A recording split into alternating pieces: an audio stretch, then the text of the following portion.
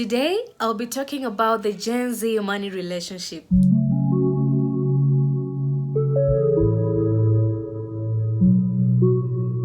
Hello, good people. My name is Mary Thoya. Welcome to my world. In this channel, I film about fashion and lifestyle tips. So if you're new here, welcome. Please like, share, subscribe. Don't forget to comment your thoughts on my videos. Let's jump right into today's video.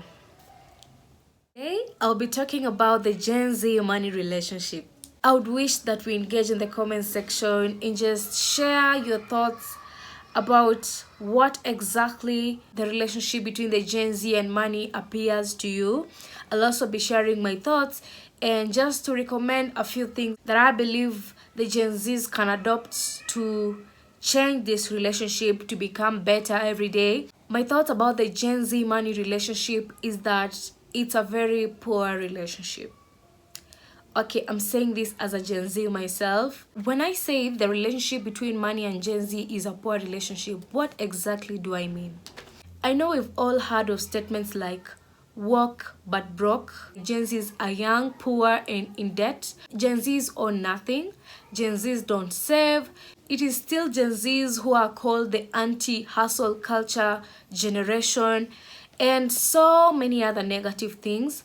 But all is not lost, and that's why I'm here today to speak about this relationship. And as Gen Zs, we can engage, or even people who are millennials or other generations who have advice on how we can actually navigate this. Please feel free to offer that advice on the comment section. I believe Gen Zs are watching, and this is a section for us to learn. I would back up this understanding of the Gen Z relationship with statistical data. Out of 100% of Gen Zs, only 30% are financially literate. Don't get me wrong, what do I mean by financial literacy? In this case, I mean, yes, Gen Zs are educated. Most Gen Zs are actually done with college right now as you speak. But you realize that most of this knowledge is, yes, maybe somebody has done accounts or anything business or anything finance, but they don't really understand how to apply these concepts in their daily life situations. We must admit that this is a disaster. So far, I believe most Gen Zs can agree with me that we don't have a good relationship with money. And in this case, I mean, most of us, yes, we might be earning, but we're spending on probably the wrong things.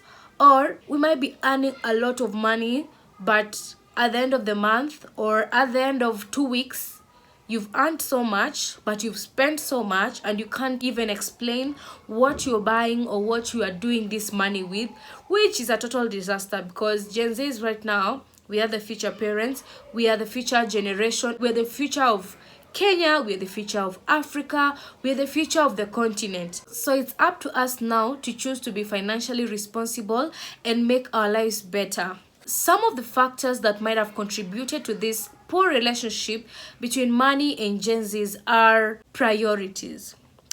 We can all admit, whether you are a Gen Z or a parent of a Gen Z, or a brother or a sister of a Gen Z, put a millennial and a Gen Z here and give them a piece of land and the latest model of iPhone to choose. Trust you me, the Gen Z will go for the iPhone and the millennial will go for the piece of land. Priorities have changed with time for Gen Zs, and it's almost obvious that some of these priorities don't actually display good financial habits.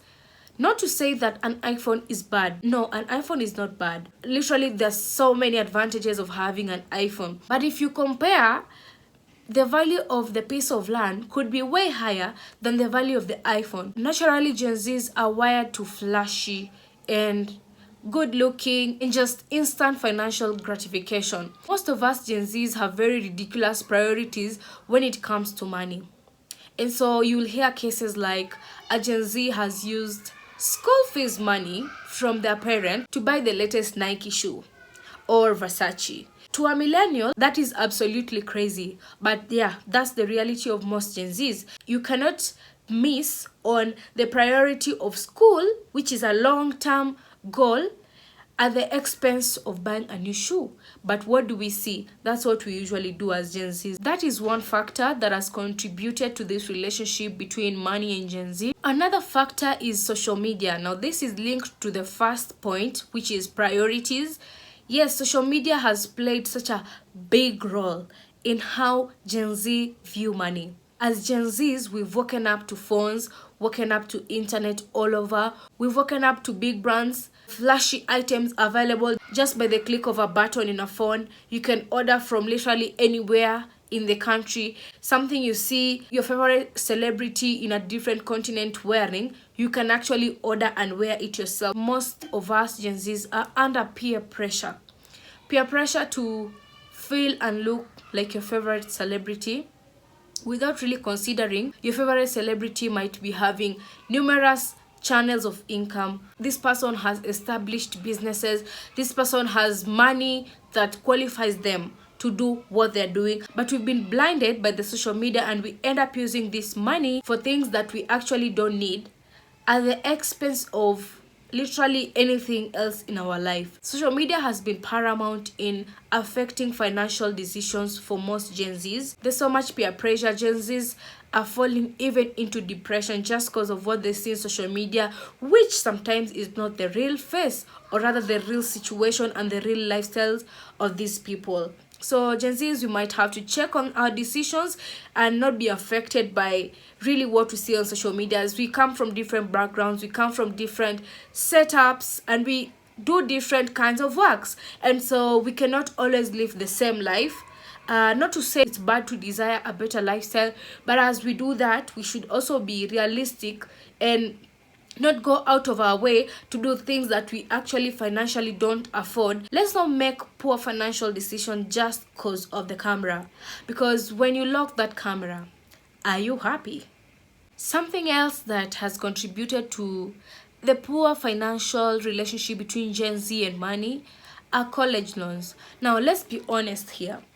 Most Gen Zs right now, as we speak, they're out of college or almost finishing college, or they're into their first jobs. For people who have studied through college loans, it's actually so hectic because only a few are able to secure those high-paying jobs right after college. Most Gen Zs will secure jobs that are low to medium income earners, and immediately they start servicing their college loans. So it can become a little bit difficult, especially now with the pressure that is ongoing, wanting to live good, wanting to do everything good for yourself. You still want to do things which are nice to your brothers, to your parents, and now there's also the college loan that you have to service maybe for the longest time. So there's that financial pressure that Gen Zs are facing and is highly contributing to the relationship they have with money. Yes, we earn money, but we end up becoming broke right after earning just because this money, as much as it's earned, it's flowing out. And so there's no money to save. Okay, I'll be giving recommendations on how we can help ourselves to make our financial lives better, our financial habits better at the end of the video. So please stay locked onto this channel and please subscribe if you haven't. Another factor that is causing this poor relationship between Gen Z and money is high cost of living. No, this is not just in Kenya. It's not just in Africa. The cost of living has become ridiculous, backed up by high taxes. So you might be earning money as a Gen Z, but then the amount that you see on your payroll and the amount that you actually get are two different things. You pay rent, pay your bills, you remain with nothing in the pocket. And you wonder, oh my goodness, so this is adulting, yeah? So this is life. But I believe there are measures that we can take to adjust and make things better. I'll be sharing the same at the end of the video. Another factor that is causing a poor relationship between Gen Z and money is financial illiteracy. Now this is a problem. It might appear weird for me to say that there's financial illiteracy among the Gen Z. How? Well, Gen Zs are actually the people who are exposed to knowledge. They've gone to school. They're exposed to knowledge all around, left, right, and center with internet, all that. But the truth is, from research, less than 40% of youths, Gen Zs, are financially literate. Don't get me wrong. You might even have done a course to do with finance or accounts or anything close to that, but you don't understand how to apply these things, or rather how to apply this knowledge in your daily life to achieve a stable financial life. It's sad to say that most of us Gen Zs are not even aware that we are financially illiterate. Most of us think that, I'm financially literate, I've gone to school, so what can you tell me? I've learned all these things, I've done all this analysis and analytics and all that. But the truth is, how do we apply this that we've learned now in our day-to-day life? Because of the lack of knowledge on finances and how to manage finances, we end up growing up as Gen Zs with the spend it all culture. Okay, I've earned this amount of money, could be salary, or I've done a gig somewhere, I've gotten money, or I've been given money by my parents. Yes, I've earned a lot of money, but then I end up spending it all. Or rather, I've earned little money, but I still end up spending it all. There are recommendations that I have. Not to say that I'm 100% myself, I'm a Gen Z. Some of these things are habits that you have to cultivate day by day. Engage in the comment section how actually we can be better as Gen Zs and how we manage our finances. After mentioning all those factors, it is evident that there is need for change in how Gen Z relate with money and generally how youths relate with money. It's important that we understand that poor financial decisions can lead to depression. Poor financial decisions can lead to stress. Poor financial decisions can even lead to drug and abuse and substance use, Poor financial decisions can make the people around us suffer. Our guardians can suffer just because of our poor financial decisions. I have a few recommendations that I believe we can employ into our lives, and it will make our lives better, financial habits better and better every day. Be intentional about our financial literacy. I'm glad for apps like YouTube, which allow us to learn every day. You can literally learn anything and everything online these days.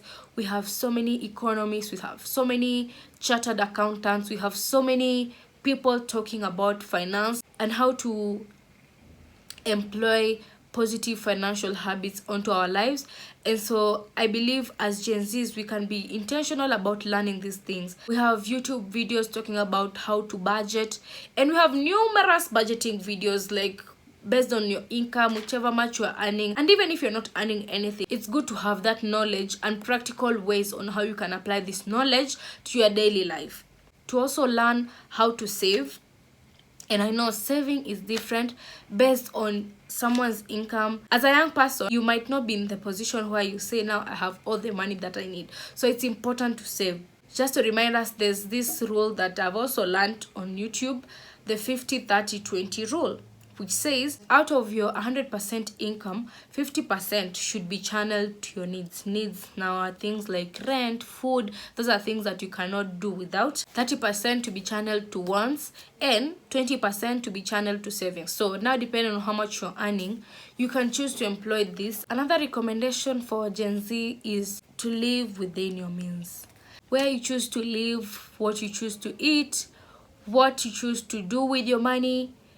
Try as much as possible to budget and understand your financial position as you make decisions. Understand the aspects of taking care of yourself, self-care, and being happy.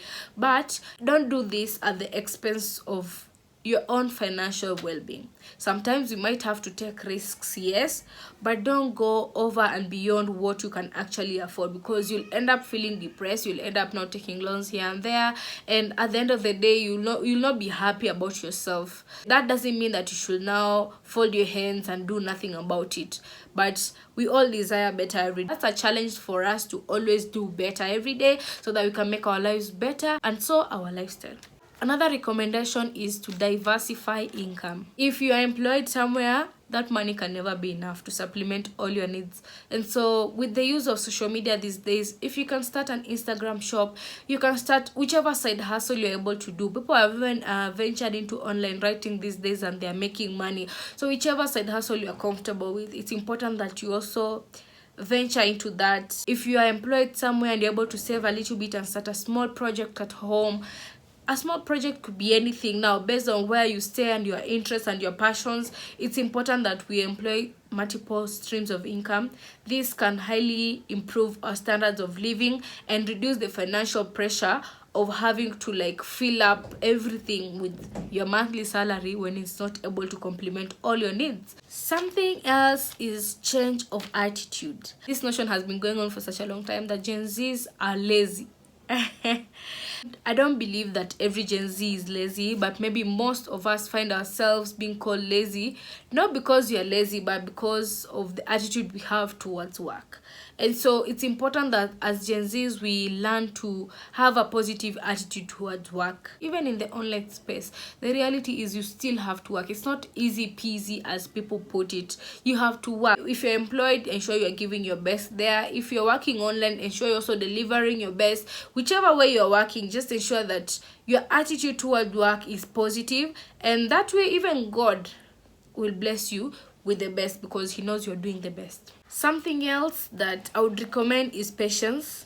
Gen Zs have been given names like the microwave generation, all that because we always want things to happen very fast, and sometimes the reality of life is that things don't happen as fast as we may wish sometimes, and it's important that we cultivate the art of patience. In my last video, I was talking about the expectation versus the reality of finishing school.